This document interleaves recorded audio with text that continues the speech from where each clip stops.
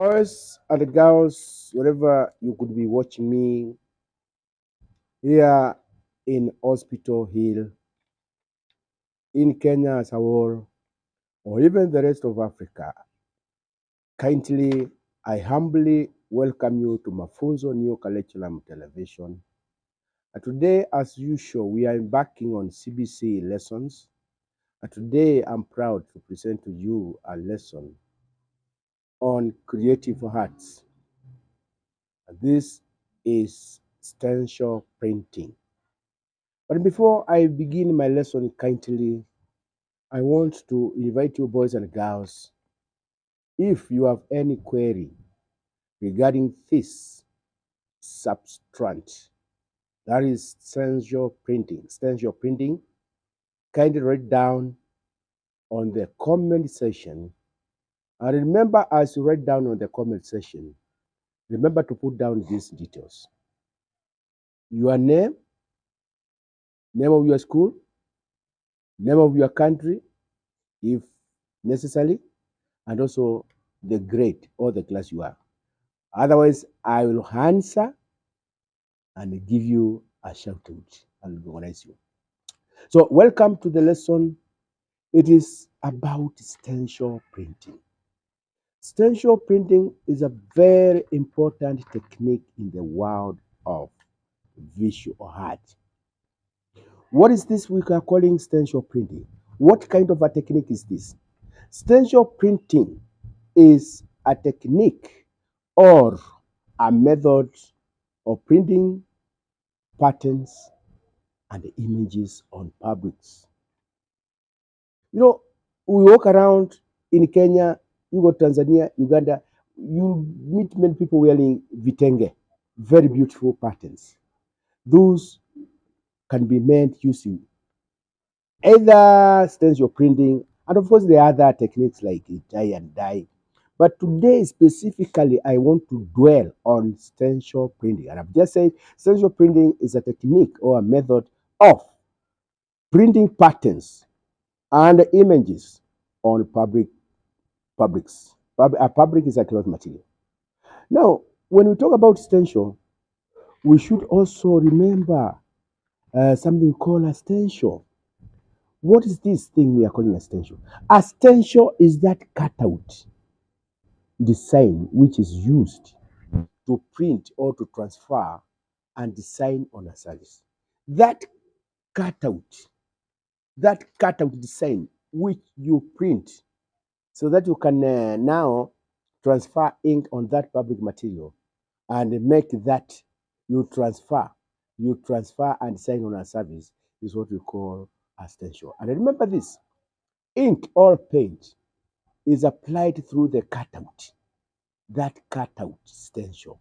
Ink is applied through that cutout stencil. So ink or paint is applied through the cutout spaces to form and sign on the service. And I want to say this, a stencil, that cutout, cutout design can be made from various materials. And the mostly commonly used materials to make a stencil, which is used to print a pattern, they are like a paper, a hard paper, of course. You can also cut it from a plastic material. You can also cut it from a cardboard. You can also cut it from wood.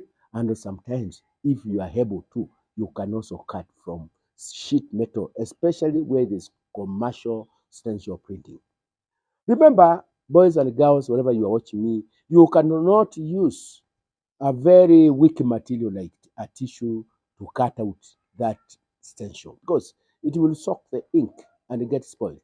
Now, so what do we call that process of applying ink through the cutout? The process of applying ink, the process of applying ink through the cutout is known as stenciling. Stenciling. So the process of stenciling involves apply ink or paint through the cutout hole. As you apply ink through the cutout hole, boys and girls, that is what we call stenciling. From the word stenciling, you had Ling, and then you come up with a new vocabulary by the name stenciling. Now, when you make a motif, a single unit within that pattern is what is known as a motif. One single unit, as you can see in that pattern which is playing by my side. That single unit, you keep on repeating that single unit until you make a full pattern. Now, a motif is a decorated image that is repeated to form a pattern. So you repeat this motif. A motif is a decorated image that is repeated to form a pattern. And I want to say this, boys and girls, because I'm sure now you can be confused. And what is a pattern? A pattern is a repeated decorative design created out of a motif.